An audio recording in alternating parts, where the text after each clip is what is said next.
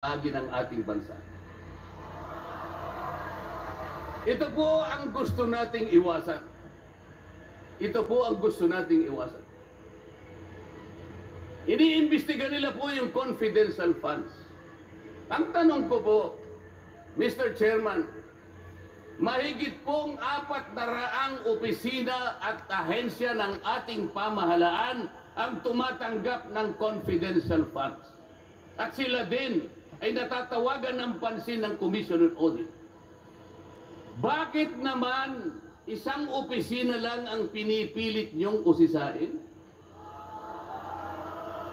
Hindi ba masyadong halata namang pamumulitika yan? Correct. Ito po yung gusto nating liwanagin. Hindi po tayo laban sa pag-iimbestiga ng katiwalian. Ilagay po natin sa ayos. Sana lang kumuha sila ng ilang pang mga bahagi ng opisina na kagaya din ng paggagamit ng confidential funds sapagkat ang layunin po raw ay makagawa ng batas. Kung talagang gusto ninyong gumawa ng batas, kasi po in aid of legislation, palagi po ito ang nagagamit, inquiry in aid of legislation. Nasa saligang batas po naman talaga ito eh. Kaya lang, meron pong limitasyon ang inquiry in aid of legislation. Ano po yung unang limitasyon? Kailangan po meron ka ng nakabalangkas na batas, panukala. Hindi mo lang makumple-kumpleto sapagkat nag-aatubili ka, baka merong impact ito sa ibang sektor. Kaya tatawag ka ng mga tao na makatutulong sa'yo para sa ganun makumpleto mo ang iniisip mong panukalang batas. Pagka ganun, alam niya kung sinong tatawagin niya. At alam niya rin kung anong itatanong niya. Hindi po ganun ang nangyayari ngayon eh. Dahil na wala na pong rule of law, basta na lang sila tatawag ng kahit sino sapagkat hindi naman po talaga ang layunin ay gumawa ng batas kung hindi usigin ang taong gusto nilang usigin. Ito po ang nangyayari.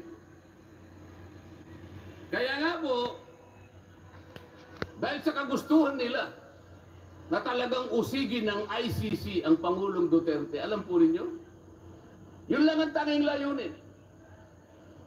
Sa 13 pagdinig ng Quadcom, 13, nakapaggawa lang sila ng isang batas na kahit siguro po high school graduate pagtatawanan niya yung kanilang panukalang batas. Bakit po?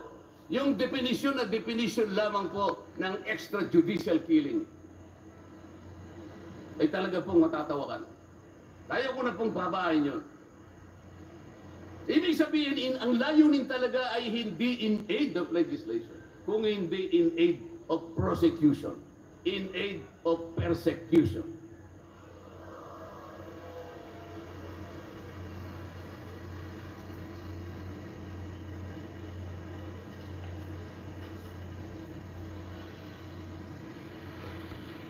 Kanina po, mga kababayan, napanood po ninyo ang video na kung saan ay nagpahayag ng di pagsang-ayon si Pangulong Marcos sa namumuong impeachment laban sa pangalawang Pangulo. Ulitin ko lamang po yun. Sabi niya, tumutuloy ng impeachment.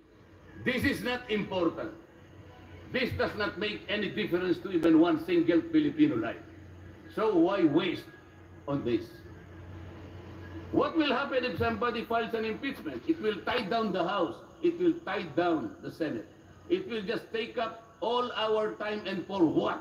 For nothing, for nothing. Sabi po niya ito, none of this will help improve a single Filipino life. As far as I am concerned, it is a storm in a teacup. It's a tempest in a teacup. Ang ibig sabihin, isang napakaliit na bagay na pinipilit ninyong palakihin. Napakalaki ng problema ng bansa ang inaharap natin. Ito ang ating atupagin. Ito yung gustong mangyari ng Pangulo ng Republika ng Pilipinas. Sumagot po ang liderato ng House of Representatives. At sa isang bahagi, ang sabi po niya, ito po, kinuha ko lang yung isang bahagi sa isang mahabang manifestong ginawa nila. Sabi po ng House of Representatives, bilang tugon doon sa sinabi